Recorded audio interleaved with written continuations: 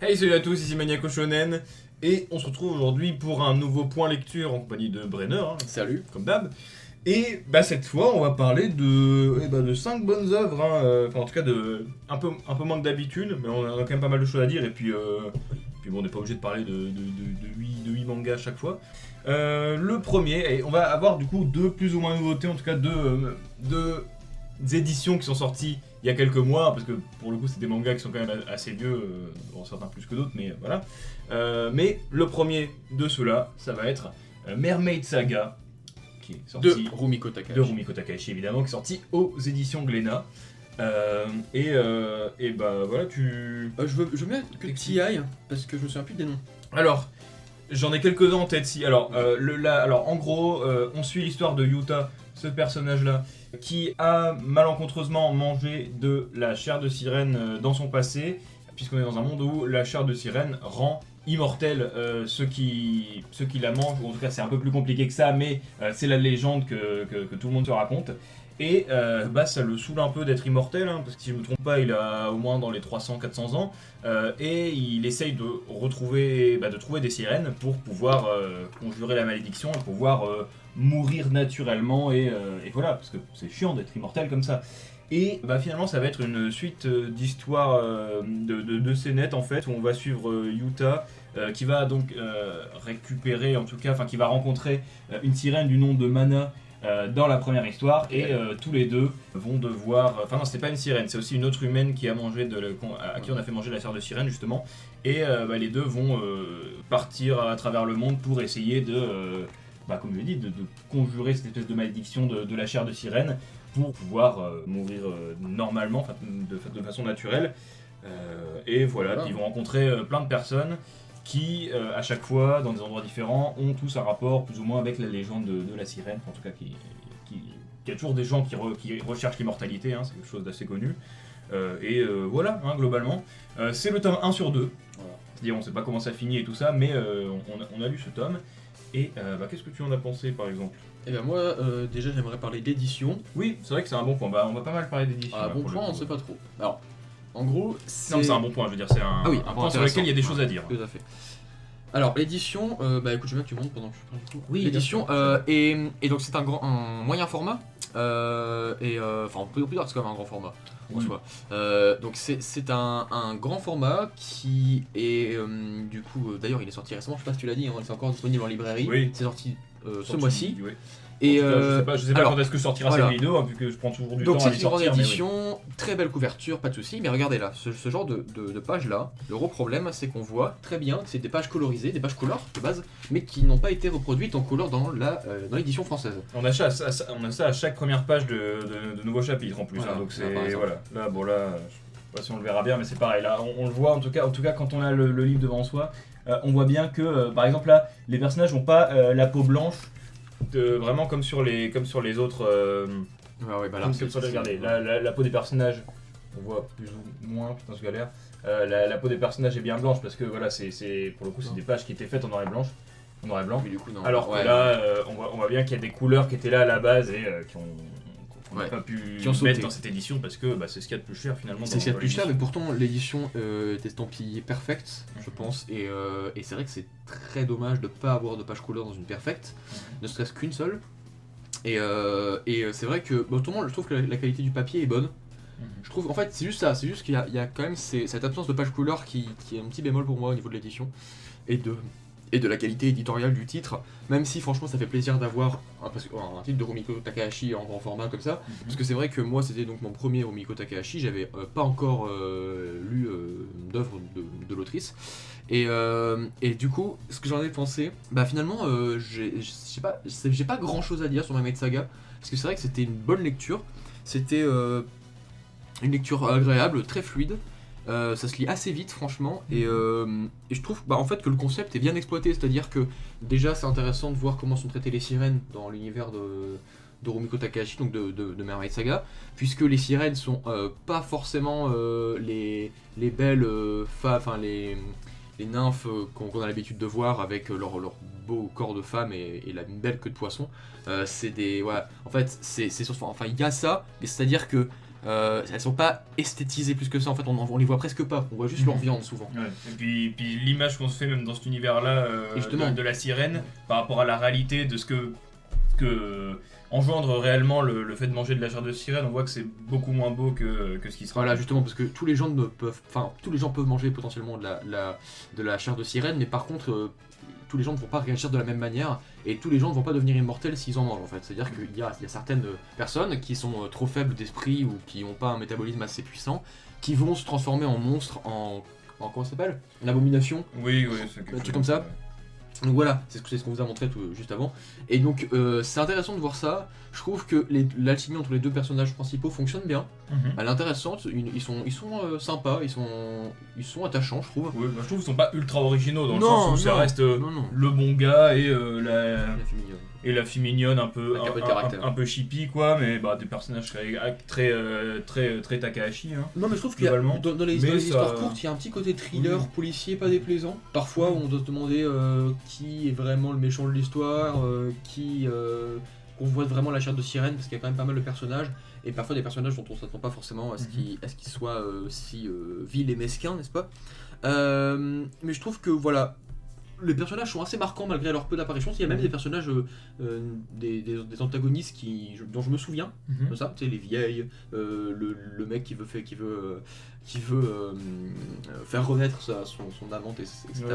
Voilà, je trouve que c'était une bonne lecture. J'ai hâte de lire le tome 2. J'ai pas plus de choses à dire que ça, franchement. En tout cas, le tome est à 15€. Et moi personnellement je vous conseille de l'acheter. Je sais pas toi du coup ce que t'en as pensé. Oui moi c'est un peu pareil. Donc moi c'était pas pour le coup mon premier Rumiko Takahashi, puisque j'ai surtout lu tout Ranma 1/2. Du coup pour moi c'est une réussite le premier Rumiko. Oui globalement moi les Takahashi que j'ai lus c'était surtout des réussites, hein, même si on a vu que notamment Skaz vers les dernières œuvres qu'elle a sorties, c'est pas forcément, ça n'a pas la même notoriété, mais toi je pourrais pas dire pour l'instant vu que j'ai pas lu. Mais donc j'ai lu moi déjà Ranma 1/2 et plus un autre recueil d'histoires courtes dont je parlerai après. Donc Mermaid Saga, un peu pareil pour le coup, donc c'est une de ses premières œuvres, et ça se ressent, et j'ai surtout l'impression qu'on voit certains éléments qui seront utilisés plus tard dans sa carrière, et on sent que là elle s'exerce surtout sur des formats très courts, enfin sur des chapitres presque épisodiques, même s'il y en a certains qui s'étalent sur deux chapitres pour les plus gros.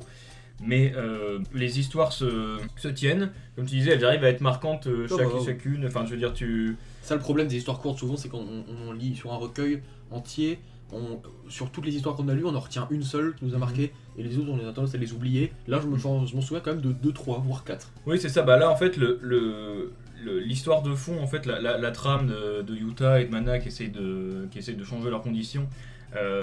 Finalement elle évolue pas plus que ça, hein. C'est surtout une excuse. Enfin, on utilise le fait que Yuta ait beaucoup vécu pour quand même lui montrer qu'il a rencontré pas mal de personnages, et justement c'est ce qu'on voit notamment à la fin du tome, qui vont permettre de lancer certaines histoires, et même lui vu qu'il est vieux, il a forcément certaines connaissances qui sont bien utiles pour le scénario, et c'est pour ça que j'ai envie de voir comment ça évoluera dans le tome 2 et comment ça se conclura, hein, parce que je sais plus exactement. Je sais que de mémoire en France, en tout cas il y avait déjà eu une première sortie de Mermaid Forest, donc ce tome 1 là ça s'appelle Mermaid Forest, mais que tout n'était pas sorti pour Mermaid Saga.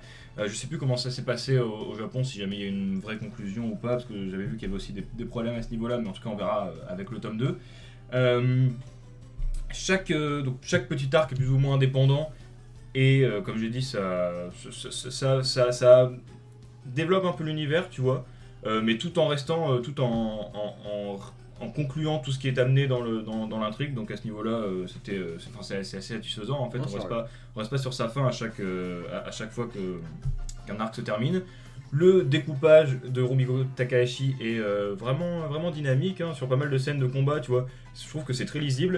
Il y a des doubles pages, j'en ai montré une tout à l'heure, qui sont surtout là pour montrer des moments marquants. Et c'est vrai qu'on peut encore plus apprécier le trait de Takahashi. Il n'y a pas de déchets, elle s'embarrasse pas de choses superflues dans son dessin, ça va droit au but. Franchement, il n'y a aucun problème au niveau de la lecture, on sait où regarder. Les mouvements, les mouvements sont fluides, la C'est très lecture est fluide, fluide. Et moi j'aime beaucoup aussi le style de Rumiko Takahashi. Moi je suis Donc, pas forcément fan, mais je comprends que ça plaise. Quoi. Moi, le seul petit problème que j'aurais, et je veux aussi j'en reparler plus tard dans ma J'ai du mal à lecture différencier les personnelle, persos des mais fois. c'est que justement, encore là, je trouve que ça allait. Non, mais même là, je me dis des fois. Alors que, non, mais je suis Pour les meufs. d'accord, mais des fois on reste vraiment sur des personnages très similaires. Là, je trouvais que ça c'est allait le encore cas- dans celui-là par rapport à d'autres recueils. C'est le cas de beaucoup d'auteurs avec une patte visuelle très marquée. Ouais. Non, mais c'est ça, mais parce que par exemple, moi, avec ce que j'avais connu dans Ranma, je trouve que les personnages sont quand même assez facilement différenciables, mais ils sont réutilisés. Enfin, les chara-design, tu sens qu'il y a eu des inspirations de ce qu'on trouve dans les histoires courtes, de ce qu'on trouve avant. Et c'est vrai qu'on commence au bout d'un moment à se demander du coup qui est qui, et ça peut être gênant, mais en tout cas, pour ce tome-là, ça m'a pas posé plus de problèmes que ça. Et puis non, pour les personnages, comme on a dit, c'est assez classique, mais ils arrivent à être, enfin, leurs interactions sont crédibles, ça fait bien avancer l'intrigue. En tout cas, il y a rien à dire de mauvais sur eux. Ouais, puis je trouve qu'on explore en plus pas mal de thématiques qui vont être liées à l'immortalité, par exemple, parce que le mec a je sais pas combien d'années de vie derrière lui quand même. On pourrait se dire, oui, bah, du coup, il connaît que cette fille-là, il a vu que c'est là. En fait, non, il rencontre des filles qu'il a connues avant. On se rend compte qu'il a quand même, c'est un personnage qui est plus complexe et qui a quand même plus de background que juste un gars bagarreur qui a soif de liberté et qui vogue un peu où il veut. Et il y a ça, il y a aussi quelques thématiques qui sont sympas, notamment on voit ce que sont devenues certaines personnes qui ont mangé de la viande de sirène, qui ont plus ou moins bien tourné. On voit le panel de personnages qui convoitent la viande de sirène et aussi selon leur motivation à convoiter cette viande-là. Je trouve que voilà, elle reste pas dans un carcan stérile et elle arrive à nous donner une histoire qui se tient vraiment bien malgré le format un petit peu d'histoire courte, en tout cas de scénette théâtrale on peut dire. En fait les personnages restent les mêmes mais j'ai juste les situations qui changent. Mais donc voilà, c'est vrai que je trouve ça assez satisfaisant, comme tu l'as dit, je trouve que c'est le terme, ce tome est satisfaisant. Il pourrait même se tenir tout seul, tu vois, Oui, c'est vrai. il est très cool. Donc voilà. Mais et aussi je trouve que je viens d'y penser, mais ce qui est pas mal non plus, c'est que on pourrait se dire que bah, forcément le problème avec le fait d'avoir des personnages immortels, c'est que au niveau des enjeux ça devient compliqué. Mais finalement dès le début on nous présente la façon de venir à bout d'une sirène, en fait, enfin d'un être immortel. Et c'est bizarre, ils sont un peu immortels mais pas trop. En fait, à plusieurs moments ils meurent, ils se prennent on les voit mourir, et ils se font transpercer. Il y a pas mal de scènes assez violentes à ce niveau-là. Mais on se doute que, oui, c'est vrai. Mais on se doute que y a pas de problème, mais il arrive quand même à avoir certains moments de tension où justement les antagonistes savent qu'il faut leur couper la tête pour en venir à bout. Et où justement ils passent pas loin, donc même si on se doute que finalement les personnages vont pas mourir, mais je veux dire ça arrive quand même à voilà. Non, parce que si c'était juste c'est des immortels et on sait pas comment les tuer, ils meurent, ils arrêtent pas de revenir. Donc il y a quand même de la tension à certains moments, une tentative d'instaurer des enjeux qui marchent quand même bien, voilà. Mais non, globalement tout ce que j'avais à dire sur Mamet Saga, donc on vous le conseille. On verra pour le tome 2. Et maintenant, passons à l'école emportée de Kazuo Umezu. Tu peux montrer ton tome aussi d'ailleurs, parce que là on va parler de l'édition aussi pas mal. Hein. Alors attendez. Voilà. Donc toi, donc chez Glénat du coup. Ouais, regardez, hop, check. Voilà. On va montrer. C'est magnifique. Hein. On va essayer de mettre comme ça. Oui, voilà. Parce que du coup, là vous avez la réédition de chez Glénat. Ouais. Donc, qui date de cette année là. Oui. Et là vous avez l'édition Bunko qui date par contre là de plus d'une dizaine d'années, je pense. Oui, ça. Déjà l'école emportée est un manga assez vieux, hein, je sais plus. Donc l'école emportée, c'est un manga. Oui, de Kazuo Umezu ou Umez selon ton tome. Ouais, c'est selon la prononciation. Donc voilà, c'est un manga de Kazuo Umezu, un manga culte s'il en est. Vous devez avoir déjà vu. Sans doute, même si le nom de Kazuo Umezu ne vous dit a priori pas grand chose, je pense que vous avez déjà forcément dû voir au moins ce genre de tête quelque part. Si vous voyez un petit peu les têtes qu'ils font, encore là c'est pas très marquant, mais Bah évidemment Kazuo Umezu c'est le maître de l'horreur, considéré comme un des maîtres de l'horreur, c'est un auteur qui a vraiment influencé énormément de grands auteurs de mangas d'horreur, mais partout, tout le temps, et quand on vous cite des inspirations, il revient quasiment à chaque fois lorsqu'on parle de mangas d'horreur. Et là, L'école emportée c'est un de ses titres, voilà. Et là L'école emportée c'est un de ses titres les plus connus, avec la plus grosse renommée, un des classiques du genre. Et donc, il était sorti sous cette magnifique édition en 2004. 2004. Ouais. Il est sorti en 2004 sous cette magnifique édition Bunko, qui est une toute petite édition. Si vous ne connaissez pas le format Bunko, c'est une toute petite édition copiée-collée du format japonais, qui s'intègre pas trop bien à nos mangatech européennes. Mais écoutez, moi j'ai déjà une autre série de Umezu qui s'appelle Baptism dans ce format, donc je me suis dit, autant pas dépenser 10,75€ dans cette maxi merde et prendre, ça. Parce qu'on va en parler justement. L'édition est vraiment. Elle pue un peu du cul quand même. Scandaleuse. On va dire que déjà, rien que là, ce que je remarque en essayant de le feuilleter, c'est que le papier, j'ai rarement vu un papier aussi fin. Hein, mais je veux dire, pour une édition à 10€, c'est quand même un peu chiant. Dire, tu vois, comme ça là. Regarde, touche le. Ouais, je veux dire, même ton papier de Bunko est quand même bien mieux. Parce que il faut dire que c'est une réédition à 10,75€, alors que le Bunko coûtait 7,99€.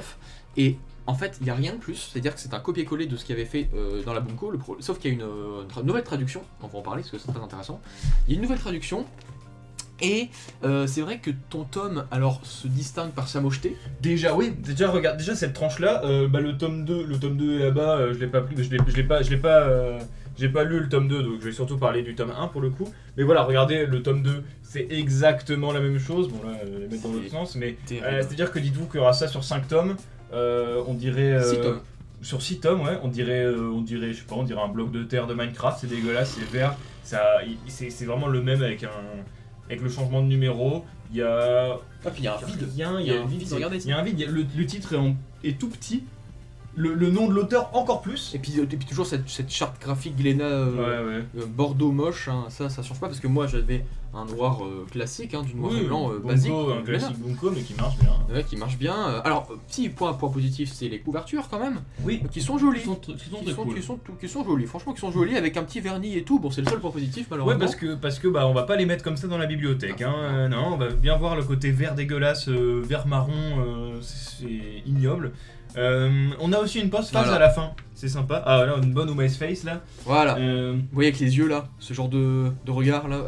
Voilà, ça c'est purement Ume's. Petite fioriture d'édition, donc on a aussi une postface à la fin, mais une postface qui n'est pas exclusive déjà à la réédition. Oui. Et que du coup, je n'ai pas lu parce qu'il est bien marqué avant. Je vais vous dire. C'est déjà gentil d'avoir prévenu. C'est la moindre des choses. Je vais vous dire. Qu'est-ce qu'elle nous dit ? Avertissement au lecteur. L'essai qui suit révèle des éléments de l'intrigue susceptibles d'atténuer le plaisir et la découverte du chef-d'œuvre de Kazuo Umezu. En gros, on nous dit, vous pouvez lire la postface, vous allez vous faire spoiler. Donc, on l'a pas lu.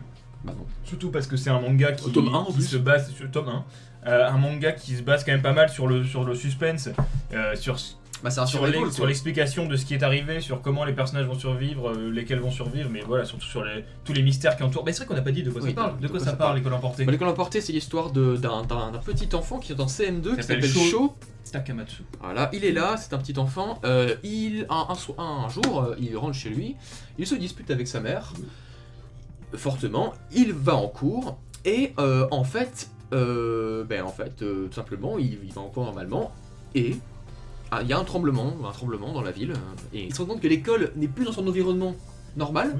Il se rend compte qu'en fait, il y a que l'école, et tout autour de l'école, c'est ça. Voilà, c'est une sorte de désert de boue, sable un peu dégueu.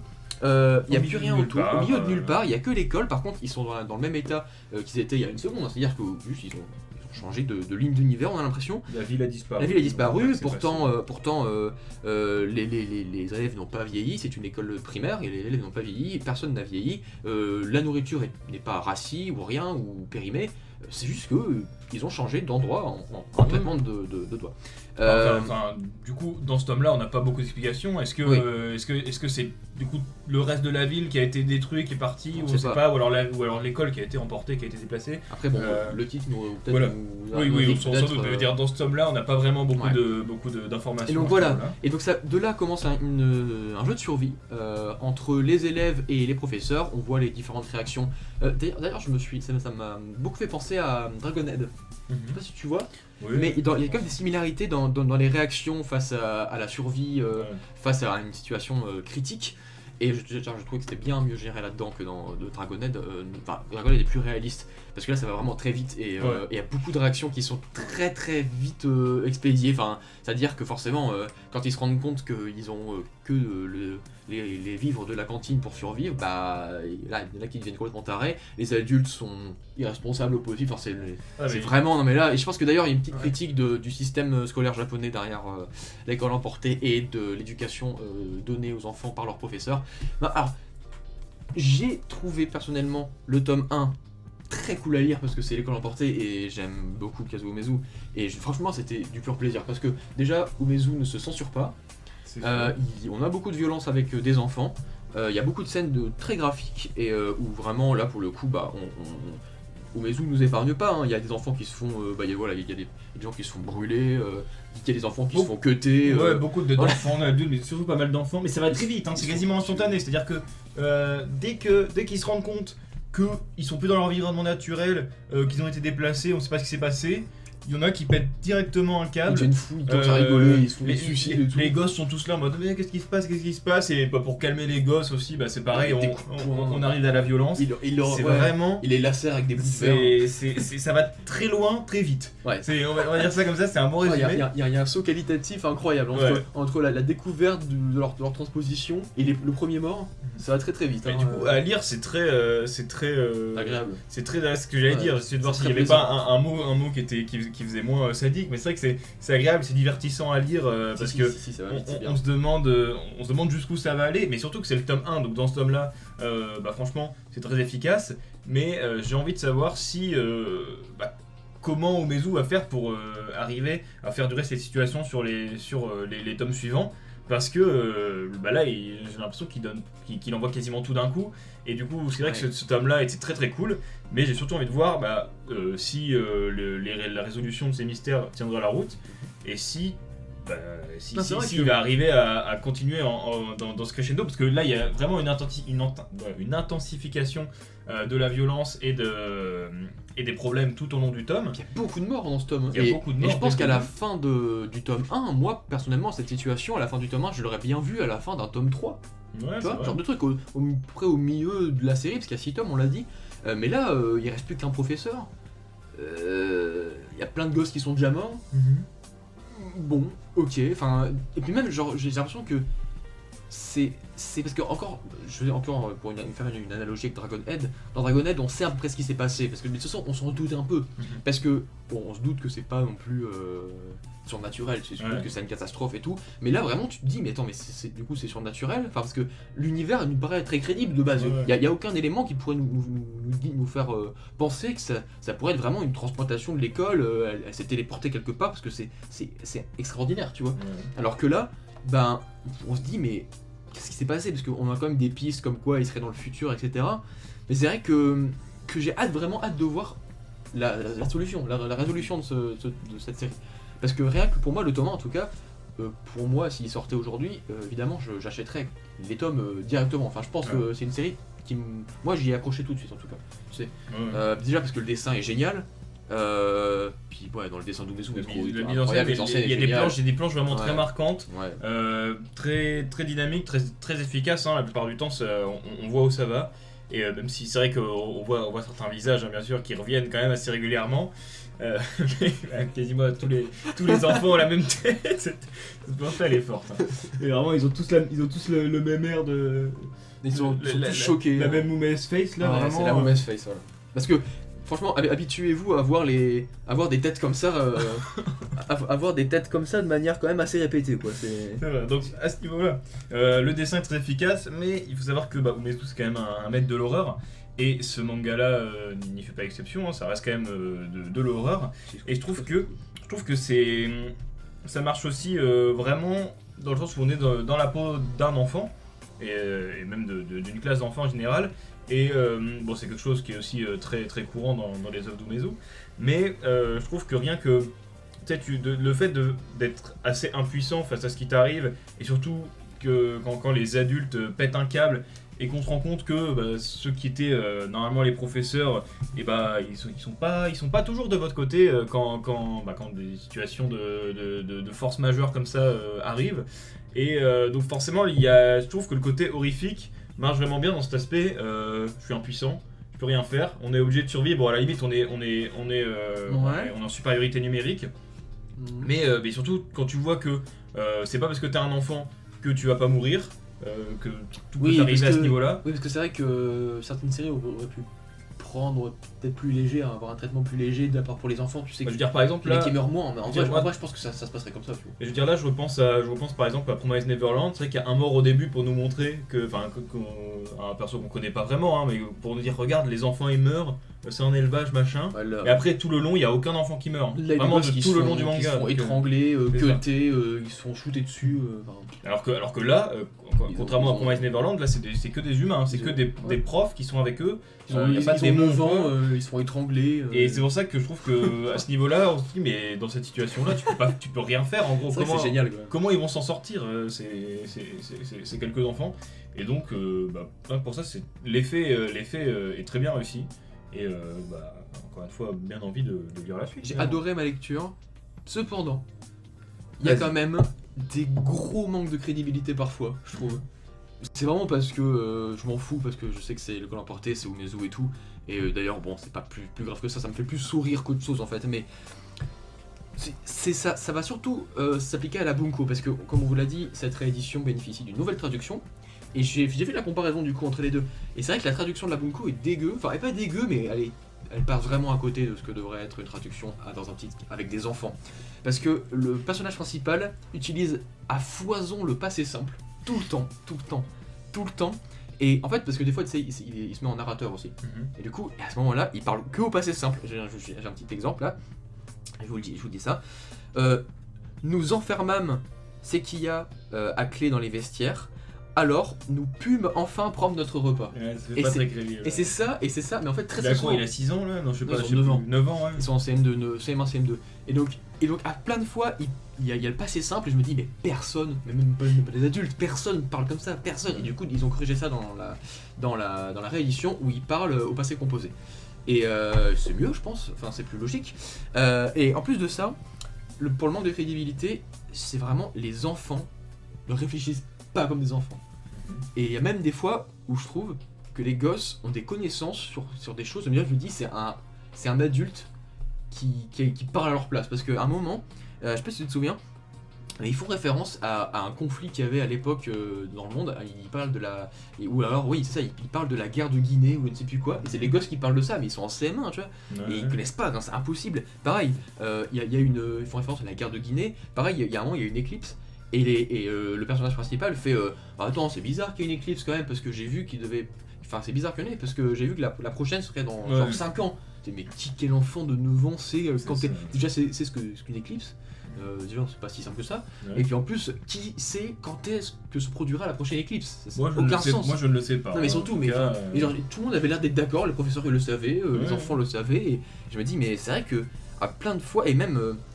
le show est quand même très très très mature pour son âge, hein, parce qu'à plein de fois, à plusieurs moments, il formule comme ça des plans machiavéliques, de survie, mais très bien rodés pour pouvoir survivre. Genre, vous allez prendre la jambe du professeur, il faut se diviser en 2 groupes, un qui va aller faire ça, l'autre ça, et tu te dis mais waouh. Quand même, je pense que moi, à son âge, juste, je me serais bavé dessus et j'aurais couru comme un mongol, tu vois. Et lui, il se met là, ils sont tous très disciplinés et tout. Alors peut-être que ça vient de l'enfance japonaise, mais pas quand même. Tous dans le sens où dès le début, quand la situation arrive, tu sais, il y en a qui pètent un cap, qui courent, tu sais, il y a un petit garçon qui s'enfuit. Non, mais je veux dire, parce que normalement, ce serait un bordel intergalactique. Je suis quand même plus content bah, dans l'histoire que les personnages savent quand même un minimum gérer la situation. Ouais, mais comme c'est ça, pas ce très niveau-là. réaliste du coup. Non, je suis d'accord. Mais Mais parce bon, que c'est vrai que ça aide à la narration. c'est vrai qu'on en a certains qui pètent un câble et du coup qui meurent dès le début, hein, comme ça arrive un peu dans tout ce qui est film d'horreur, ça arrive tout le temps ça. Survie, ouais. Mais survie. Mais franchement, ça va pas plus déranger que ça. Mais c'est vrai qu'à ce niveau-là, il y a quand même pas mal de moments. Mais rien Peut-être que ça vient de mon tome après. non mais je suis d'accord que dans tous les cas, il y a certains trucs qui font vraiment, tu sais, en tant que lecteur, tu l'acceptes parce que tu te dis d'accord, ça aide la lecture. Je suis très très tolérant parce qu'on connaît le titre aussi et qu'en Ouais. fait je suis pas chercher des défauts aussi non plus parce que c'est une super bonne lecture en général. Ouais, bah oui, franchement, j'ai pas lu énormément d'Umezu, hein, pas des masses, mais j'avais vraiment envie de le lire parce que c'est quand même un de ses titres les plus connus. Et franchement, c'est à la hauteur du maître. J'ai lu pas mal de Umezu pour le coup, mais plus des histoires courtes. Quasiment que ça en fait, j'ai lu 2 recueils d'histoires courtes. Et Baptism. et oui, Baptism évidemment. Et c'est vrai que, bon, déjà Baptism j'ai adoré. On en a parlé de Baptism ? Non, je pense pas. On en parlera sans doute un jour. Oui. Mais Baptism enfin je trouve que ce qui fait de mieux Umezu c'est les longues histoires, les histoires qui sont poussées sur plusieurs tomes, même si les histoires courtes sont très, très cool au demeurant, hein, mais vraiment je trouve que Baptism c'était absolument génial et le Collemporté en emprunte la voie. Exactement. Mais Baptism en plus, j'aurais des trucs à dire sur la fin, tu vois, mais c'est pour ça que j'ai envie de voir comment, avec ce pitch-là, Umezu va s'en sortir pour. Est-ce que ça va être crédible à la fin La lecture de Baptism elle est glauque, mec. Ouais. À ce niveau-là, c'est vrai que. C'est glauque. J'ai bien envie de voir, puis la lecture de Baptism aussi, c'est pareil, ça commence vraiment pareil, très, très dur, très vite, mais ça arrive à rester quand même assez constamment dans une horreur, et on se demande jusqu'où ça va aller et comment ça va se passer. C'est pas une critique sur Baptism. Non, mais justement, j'ai envie de voir si ça va être la même chose C'est vrai, pour l'école emportée, alors qu'en plus il y a plus de tomes, donc on verra bien. Et on va passer maintenant à un habitué de l'émission, finalement, hein, on a parlé de quoi ? De 4 de ses œuvres déjà.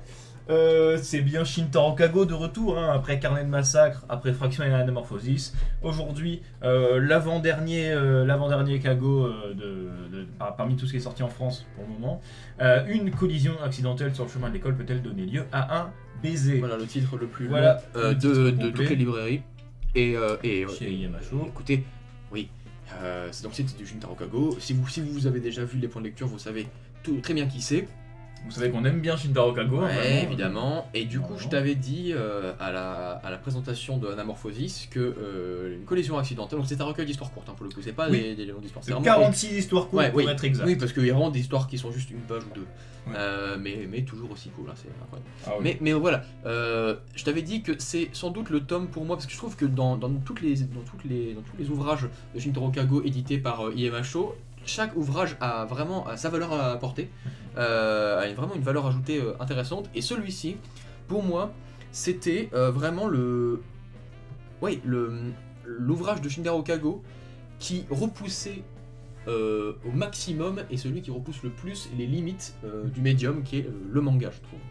Qu'est-ce que t'en as pensé, toi ? Moi j'ai trouvé, c'est vrai que quand tu le lis, tu sens que c'est un vrai concentré de Kago. T'as des histoires très absurdes, beaucoup plus placées du côté de l'humour, et d'autres beaucoup plus zéro gros, tu vois, qui vont vraiment très loin, et pour lequel on sent que Kago a imaginé des histoires et des situations qui doivent être très jouissives à représenter, avec son... des situations qui naissent de son esprit malade, et c'est ça qu'on adore lire. Donc en gros, l'adjectif qui représente le mieux une collision accidentelle, pour moi c'est inventif. C'est ultra... Kago, quoi. Non mais encore plus, parce que là du coup, c'est même pas sur une histoire développée et certaines petites histoires courtes comme on a eu par exemple avec les 2 précédents. Tellement. Là c'est vraiment beaucoup, 46 histoires de Kago. Enfin histoire, des fois c'est juste une seule illustration, mais on a Ouais, mais des les choses illustrations peuvent être marquantes, hein. Oui, clairement, mais c'est des choses qu'on peut retrouver, je pense, que dans un titre de Kago. On a une scène avec le point de vue d'une planche de manga. On a, là je la voyais, une scène où tout passe par les gouttières de la page. Et malgré tous ces effets et tout ce détournement de code, ça arrive à rester très compréhensible. Et on passe une lecture agréable. Bon, c'est une lecture qui pour le coup marche très bien aussi, petit à petit. On n'est pas obligé de tout lire le tome d'un coup, vu que c'est des petites histoires à chaque fois. Ouais. Et non, bah c'est ultra, c'est tout dans la continuité de tout ce que j'ai lu de Kago pour l'instant. Et bah, en fait, bon, toutes les histoires se valent pas forcément, mais pour moi je trouve qu'elles sont quand même à peu près toutes satisfaisantes à lire, ou marrantes, ou alors originales, et bah, c'est du pur Shintaro Kago finalement. Tout à fait, c'est ça, c'est du pur Shintaro Kago. Mais du coup, comme je le disais, ça repousse les limites du manga, mais vraiment à un point où là, je trouve qu'il maîtrise au maximum toutes les interstices de nos idées narratives préconçues. On l'a dit, hein, on avait déjà expliqué la manipulation narrative et l'usage qu'il en faisait, mais là, je trouve que c'est devenu vraiment un maître dans l'art de la manipulation narrative. À plein de moments, tu penses savoir ce qui va se passer, encore une fois, tu es totalement largué, et même sur des petites pages, il y a quand même des images très explicites, il faut pas trop les montrer non plus, mais même oui, parce qu'encore une fois c'est un Kago à ne pas mettre en toutes les mains. Tout à fait, mais c'est juste que il y a quand même des voilà, par exemple, pour vous montrer un petit exemple là, vous voyez cette planche là avec le mec qui retire son masque, vous voyez, il retire son masque au fur et à mesure, et en fait genre, ça part d'un truc comme ça et on arrive à ça, et du coup pour ce genre de truc, non mais je me dis, mais en fait comment t'y penses, quand est-ce que t'y penses? Ouais. À partir de cette situation, quand tu penses à faire quelque chose comme ça, et vraiment, lorsque vous dites que vous avez de l'imagination, alors Kago vous battra toujours, hein, vraiment. Ouais. Parce que alors là, il est au paroxysme de son inventivité malade, comme tu le disais. Il reste un peu, comme tu l'as dit, dans les Roguro, même s'il flirte beaucoup plus avec la sobriété et juste la pure, comment dire... invention magnifique, tu sais. Vraiment, juste faire quelque chose qui... On a des pages couleurs au début aussi. Mais juste faire quelque chose de un peu plus poétique. Par exemple, celle-là, cette image-là, elle est pas du tout... celle-là, elle est pas du tout... Roguro, gore, sexuel ou quoi, mais juste, elle est presque poétique, et elle pourrait presque avoir sa place dans un livre d'art, tu sais. Un livre d'art, ou de peinture, ou des choses comme ça. Et c'est agréable d'avoir aussi autre chose que les Roguro. Ouais. Léon lui-même essaie de s'en tirer et de s'en extirper. Et donc c'est vrai que je trouve que, en tout cas, on sent que son imagination est débordante, et c'est pour ça que pour moi, ce format-là est très très favorable à Shintaro Kago, parce que il a envie de faire une histoire sur 5 pages, il va la faire. Il a envie de faire juste un dessin, il va le faire. Dès qu'il a une idée, hop, il la met sur papier, dans différents magazines, et du coup ça s'est rassemblé par son éditeur dans un ouvrage qui est paru du coup chez Yamacho, et pour notre plus grand plaisir, quoi. Bah, c'est ça, je trouve que là où il est très fort aussi, comme avec certaines de ses œuvres précédentes dont on avait pu parler, c'est pour amener l'absurde dans le quotidien à certains moments. C'était le cas par exemple avec l'histoire des tronçonneurs dans Fraction, et voir jusqu'où ça va aller. Et là il y a beaucoup d'histoires qui vont là-dessus.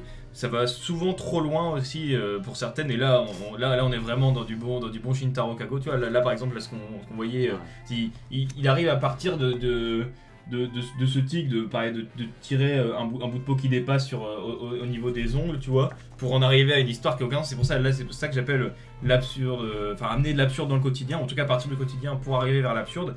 Et ce que j'ai aussi beaucoup aimé, parce que vu que moi, ce qui fait que j'apprécie à ce point Kago, c'est aussi son cynisme et son humour la plupart du temps, c'est qu'il y a souvent plusieurs degrés de blagues dans les chutes.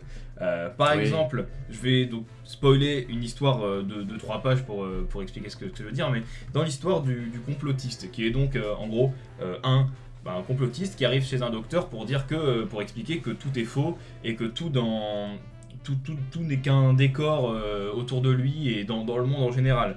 Et donc d'abord on se doute de la fin, comme quoi tout ne sera qu'une mise en scène, et qu'en fait c'est le parano qui a raison, et que vraiment tout est en effet un décor en tout cas dans la situation qu'on nous présente. Donc là c'est la première chute qu'on imagine, mais en plus de ça c'est plus compliqué parce que le docteur est carrément un décor. Ça pourrait être une autre chute en soi, mais c'est encore il y a encore une autre couche d'absurde en plus, puisque on se rend compte que du coup depuis le début il parle avec un décor, enfin le parano parle avec un décor et des pancartes, ça veut dire que bah, finalement ça n'a aucun sens parce que depuis le début bah, il voit passer des pancartes donc il comprend bien qu'il parle à personne, donc en fait même quand on y réfléchit on voit que ça va encore plus loin et ça j'en parle dans le cas de cette histoire là, mais ça arrive à beaucoup de moments où en fait c'est un peu comme une surenchère de gags, il y a vraiment plusieurs couches d'absurde et c'est quelque chose que j'aime vraiment bien et que Kago gère excessivement Tout à bien. fait. Et C'est ça, c'est-à-dire on est toujours surpris. Ouais, oui, bah oui, dans Et tous les même cas. après, pas mal de ces livres, on s'attend toujours à être surpris et on l'est absolument toujours. Et d'ailleurs, je pense que beaucoup de Kago nécessitent une deuxième lecture pour apprécier aussi beaucoup ces ouvrages, malgré le fait qu'il faudra voir à la relecture, mais il y a peut-être des histoires qui perdent en intérêt lorsqu'on les revoit, parce que la chute est prévisible, mais peut-être du coup qu'on va pouvoir en dégager certains bénéfices, notamment dans le détail, et ce qui pourrait être intéressant. En tout cas, Bah, déjà, moi, ça m'est arrivé à beaucoup de moments, Ouais. à part quand il y a une chute, de revenir en Revenir, arrière oui, pour tout à dire fait. ah ouais, c'est vrai, Ouais, probablement. Donc c'est vrai que même en une seule lecture, on revient quand même plusieurs fois en arrière pour voir si on a bien compris ce qu'on a compris, hein, si on s'est bien fait avoir comme on nous l'explique. Et oui, à chaque fois, ça marche très bien. le sommaire se présente sous forme de ligne de métro, ou En de deux tram. pages, hein, parce que là c'est Ouais. que la moitié du recueil. Il y en a encore Voilà. une derrière, voilà. Ligne donc de c'est pour dire métro qu'il y en ou a de beaucoup. tram, ce qui est une métaphore à peine cachée pour vous inviter à l'embarquement dans le train de l'étrange et de l'invention. Et c'est à peine dissimulé que c'est un beau voyage, ou en tout cas un voyage très surprenant. Du coup, une collision accidentelle sur le chemin de l'école peut-elle donner lieu à un baiser? La réponse est... Et bah la réponse c'est lisez ce tome hein, parce que c'est c'est une expérience. C'est du très bon et voilà comme tous les Kago Oui, dont parce on a que parlé avant. la collision accidentelle, cette question, une collision accidentelle sur le chemin de l'école peut-elle donner lieu à un baiser? C'est une histoire courte à part Oui. entière. D'ailleurs, c'est souvent quelque chose qui est fait, c'est un usage de prendre le titre d'une histoire courte et de le mettre sur le recueil, même s'il y en a 45. Et, voilà. Oui. Et finalement, si vous voulez savoir la réponse à cette question, qui est tirée des clichés de sitcom, vous pouvez aller là. Exactement, donc rendez-vous une prochaine fois pour parler du dernier Kago sorti en France pour le moment. Mais bon, pas tout de suite, hein, parce que là on a déjà parlé de un Kago par émission, donc on va se calmer un peu. Grande invasion mongole. Oui, et puis on a un artbook qui arrive aussi, j'imagine qu'on en parlera sûrement un moment, parce que bon, incroyable, mais voilà. On en arrive à 40 minutes avec ces trois œuvres-là, et Parfait. on va pouvoir passer à nos lectures personnelles. Alors, Vas-y. eh bien, je vais commencer pour rester dans le thème de la toute première œuvre qu'on a abordée, avec du Rumiko Takahashi, puisque c'est Rumik World, C'est déjà plus beau. One or Double V ou One or Double, je sais pas trop comment c'est censé se prononcer, mais voilà. Donc ce tome-là, qui avec une édition vraiment excellente, bon, pour le coup qui est de chez Delcourt Tonkam, qui est sorti en 2016 si je me trompe pas. Tiens, je te laisse montrer quelques pages. Alors déjà, donc c'est un recueil d'histoires courtes. Donc je vais pas vraiment vous expliquer de quoi ça parle, hein, mais en tout cas je vais commencer par un petit mot sur l'édition parce que on en a beaucoup parlé et puis là je vais comparer un peu avec ce qui est comparable avec Mermaid Saga, puisque donc là on a un format, un très grand format pour le coup, enfin un très grand format, un grand format encore, pareil, cartonné ce coup-ci. Avec des pages couleurs au début Et relié. et relié et avec même un petit Bandeau. un petit bandeau là, une petite ficelle là pour servir de marque-page, qui est toujours très agréable. Les pages sont ultra quali. Hein. Les pages, le papier est d'ultra bonne qualité, l'impression, toi, c'est franchement, c'est à ce niveau-là, c'est top. Donc le livre était à 20 €, donc un peu plus cher que, enfin je l'ai eu un peu moins cher, mais il est sorti à 20 €, donc pour le coup un peu plus cher que Mermaid Saga. C'est un peu le jour et la nuit quand même. Donc donc c'est pour ça que là je trouve que l'édition pour le coup est vraiment quasiment parfaite à ce niveau-là, il n'y a rien à redire. À la limite, quand j'ai essayé de chercher, je me suis dit oui, c'est vrai qu'il n'y a pas d'explication sur qui est Rumiko Takahashi par exemple. Mais bon, globalement souvent quand on achète ce genre de livres, on sait à peu près. Mais pour l'édition, c'est vraiment ultra quali et ultra clean. Donc le thème global de ce recueil, c'est, j'avais lu, je pense que c'était sur Manga News, que c'était globalement, enfin ils avaient parlé de confiance en soi et d'amour idéalisé. Et c'est vrai que c'est un bon résumé, hein. Les histoires sont très cohérentes entre elles. Elles ont à peu près toutes la même longueur. Il y a 9 histoires. Et chacune est intéressante et apporte sa pierre à l'édifice sur le thème global de ce recueil. Après, on retrouve le point négatif dont j'ai parlé un petit peu tout à l'heure, qui était que les personnages, surtout féminins, se ressemblent énormément la plupart du temps, rien que... en fait, quand on est dans un univers, parce que ça parle surtout d'adolescents et de jeunes adultes, et par exemple, moi j'avais l'impression de voir Akane de Ranma 1/2, l'héroïne, un peu tout le temps, rien que sur la couverture, là, pour moi c'est Akane, hein, juste. Et même si, en tout cas au niveau du caractère, c'était pas toujours les mêmes, où il y avait souvent des éléments de caractère ou alors d'histoire de certains personnages qui les différenciaient, mais dans le chara-design, la plupart du temps, on voyait, clairement on a du mal à différencier certains personnages de Takahashi. Mais bon, après, dans ce contexte d'histoire courte, c'est pas non plus ultra gênant, hein, parce qu'on a juste besoin on a un contexte qui est posé au début de la nouvelle, et qui tout se conclut à la fin, généralement assez bien. Et donc, pour ça, c'est pas un défaut si grand que ça. Takahashi oblige, c'est quasiment... il y a toujours de l'humour, en fait, hein, c'est souvent drôle. Touchant aussi, c'est les deux. C'est un peu les deux adjectifs pour moi qui résument les œuvres de Takahashi que j'ai lues pour l'instant. Et ce Romic World correspond parfaitement à cette définition également. Surtout plus ou moins mémorable. Hein. Et plus que tout, je trouve que encore plus que dans Romic World, ça c'est encore plus une de ses premières œuvres. On a des éléments qui reviendront encore plus clairement dans ses œuvres suivantes. Par exemple, là sur le dos, on nous parle, c'est un personnage d'une des nouvelles qui se transforme en chien quand il saigne du nez. Ça ressemble quand même pas mal, rien qu'au concept de Ranma 1/2, de se changer en homme ou en femme en fonction de quand on est en contact avec de l'eau. Et il y a pas mal d'idées comme ça. Qui, même sur des œuvres de Takahashi que j'ai pas lues, je me suis dit le pitch ressemble un peu à d'autres de ces mangas qui vont venir. Donc on sent que LCC a un format court et ça fonctionne très bien, mais certaines histoires, elles se concluent toutes du coup assez vite et toujours très bien, mais du coup, elle est meilleure dans les histoires courtes ou dans les pour moi, il y a pas mal de certaines de ces histoires courtes qui pourraient se développer en histoires un peu plus longues, tu vois. Pas forcément des 20-30 tomes comme elle a fait. Donc les idées sont bonnes. Mais je trouve que les idées sont assez bonnes. Donc là, forcément, en histoire courte, ça marche très bien. Et ça aurait même pu être développé un peu plus. Et même avec des histoires qui ont des pitchs pas similaires, mais en tout cas des thèmes semblables. Je trouve qu'il y a quand même chaque histoire arrive à quand même garder une personnalité. Ce qui fait que c'est un recueil qui était très agréable à lire. Et il est sorti en quelle année le recueil ? Parce que je l'ai jamais vu en librairie. Alors il est sorti en 2016, mais il est encore disponible neuf et tout, hein, mais c'est vrai qu'en librairie on ne trouve pas. D'occasion aussi, mais en tout cas des 4 recueils d'histoires courtes de Rumiko Takahashi qui sont sortis en France, c'est le dernier qui est encore vraiment trouvable, hein, parce que les 3 autres, faut déjà dépenser quand même un peu plus pour les trouver, et j'espère mettre la main dessus un jour. Donc les personnages sont, comme souvent dans les histoires de Takahashi, assez crédibles et agréables à suivre, même si encore une fois il y a quand même des traits qu'on retrouve assez souvent.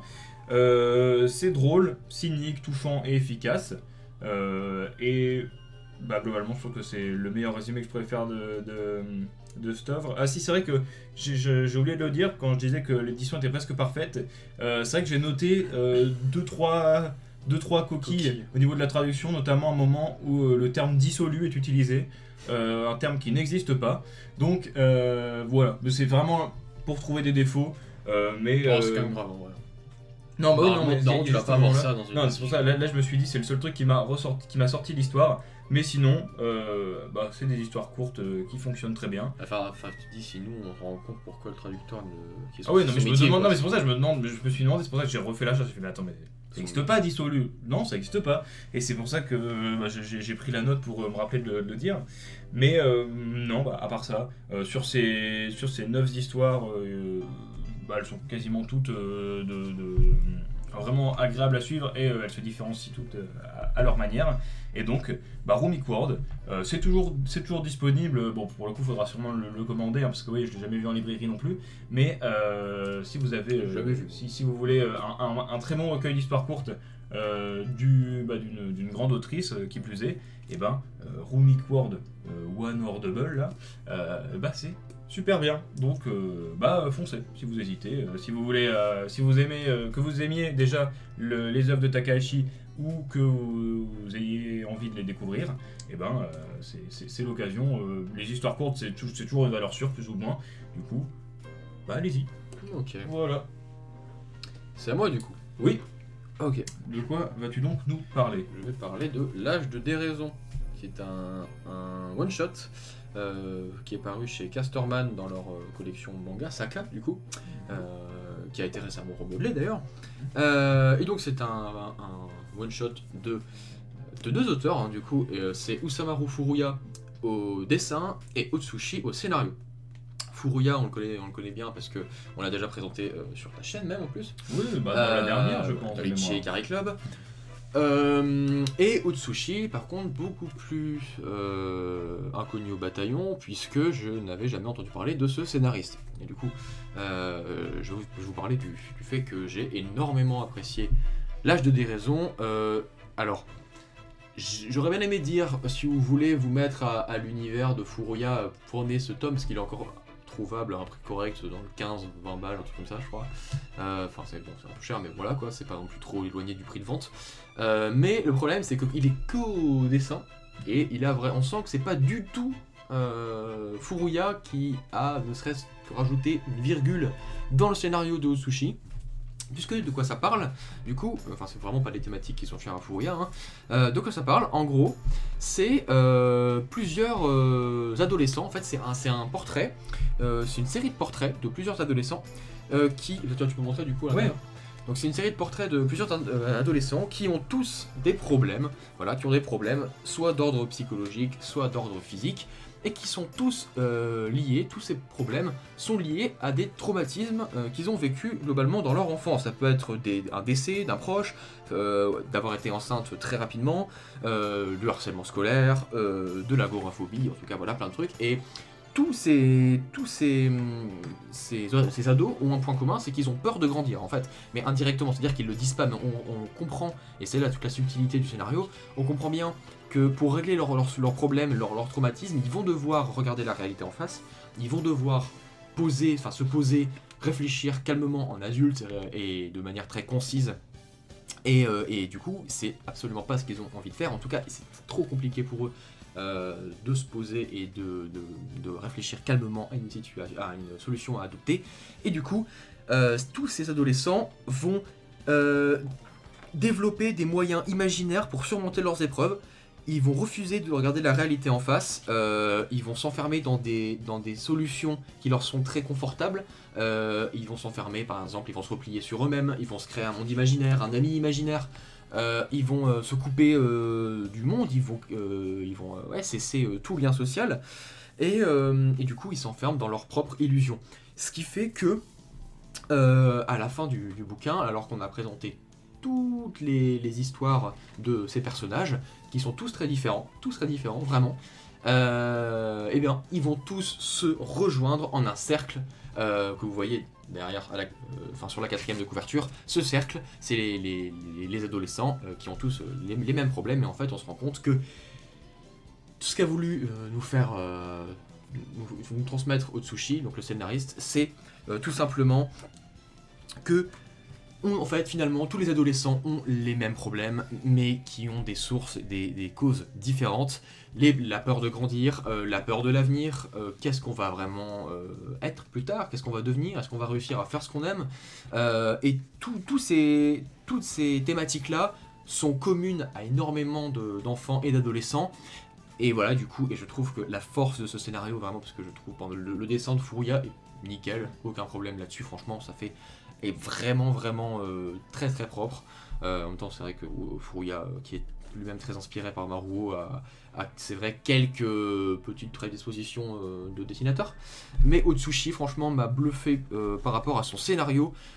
qui est d'une subtilité incroyable, c'est très original, vraiment, le scénario, et encore une fois je le répète, absolument excellent, et même à la fin on a une petite pointe d'espoir qui peut vraiment faire du bien lorsqu'on la lit, les toutes dernières pages, qui sont vraiment géniales, c'est très poétique aussi parfois, et assez verbeux, mais dans le bon sens du terme, parce que...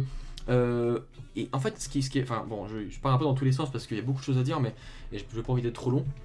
Mais en fait, on se rend compte qu'il y a beaucoup d'indicibles, beaucoup d'implicites, et Otsushi nous force à tirer nos conclusions de nous-mêmes, parce que si on lit juste ces histoires de manière, on va dire, stérile et premier degré, bah on se dit ok, ouais, c'est des ados qui ont des problèmes, mais en fait quand on l'intellectualise un petit peu et on pose une réflexion sur toutes ces histoires, on se rend compte qu'elles se rejoignent toutes en un seul point, et elles sont toutes absolument parfaites. J'ai adoré ce one shot, sans doute une de mes meilleures lectures de l'année. Et donc du coup, j'ai voulu me renseigner sur Otsushi, et en fait il a sorti, Delcourt Tonkam a édité très récemment, je veux dire c'était la semaine dernière je pense, My Capricorn Friend, qui est aussi un one-shot, et également de Otsushi. Donc si vous voulez vous faire une idée du talent de scénariste de Otsushi, vous pouvez soit acheter L'Âge de Déraison, soit acheter directement en librairie My Capricorn Friend, qui parle de harcèlement je pense. Je l'ai acheté, je l'ai pas encore lu. Je ne peux pas vous en dire plus que ça tout de suite, dans l'immédiat.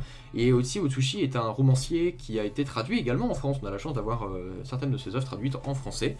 Donc, voilà, je pense que j'ai bien vendu L'Âge de Déraison très rapidement, parce que j'aurais pu m'étaler vraiment, mais d'ailleurs on est à 1 heure de vidéo, donc c'est déjà pas mal. Mais en tout cas, c'est un one shot en plus, donc vous n'allez pas vous ruiner. L'édition est très cool, j'ai pas parlé de l'édition, mais c'est un gros format Saka, mais assez épais quand même, hein. Il est pas, c'est pas un petit bouquin quoi. Et puis en plus la tranche est sympa, voilà, les couleurs sont inhabituelles, et je trouve qu'elle se marie bien. Et puis ça fait toujours plaisir d'avoir du Furuya dans sa mangatech. Et puis voilà, quoi, j'aimerais en parler beaucoup plus, mais je vous conseille vraiment vivement de l'acheter, et je pense que si sur ce qu'on a présenté, je pense que c'est d'ailleurs ce que je vous recommanderais le plus. Voilà. Pour moi, si je devais donner une note globalement à la volée, sur 10, ça serait quand même un 8,75 voire 9. Voilà. Ah, ouais. Ouais, voilà. Donc de toute façon, globalement, tout ce que vous a présenté, on vous le conseille. Bon, pour l'école emportée, à vous de voir qu'est-ce que vous allez choisir comme édition, hein. Bon, dans tous les cas, c'est pas, on n'a pas vraiment de perfect. Hein, pas la folie quoi. Non. Mais bon, en tout cas, voilà. Vous avez l'embarras du choix. Encore une fois, on a parlé de 5 titres assez différents. Même s'il y a des points à faire, je sais pas comment je vais appeler cette vidéo, quel titre je vais trouver, mais bon, je verrai bien. Et bah voilà. Sur ce, on espère que cette vidéo de moins d'1 heure, encore une fois, vous a plu. Et voilà. Si vous avez lu certaines de ces œuvres, n'hésitez pas à nous dire ce que vous en avez pensé. Le prochain point de lecture sera porté sur du Tezuka, du très old school. C'est vrai. Parce que là on parle de l'école emportée, mais c'est encore avec 90 l'école emportée. Là on va partir dans 70. Les années... Je regardais, ça a commencé en 72. Moi c'est fini en 75, quelque chose comme ça. Ok, d'accord. C'est quand même bien vieux. Moi je crois que c'était fin des 80. Ok, ça va. Non, mais voilà. Mais là on va partir dans les années 40. Hein, ouais, la prochaine fois on va encore faire un retour dans le temps. J'espère que vous êtes prêts. Oui. Et sur ce, on vous dit à très bientôt. C'était Maya Koshunen et Brenner. Bonne journée, bonne soirée. À la prochaine pour un prochain point lecture. Ciao. Salut.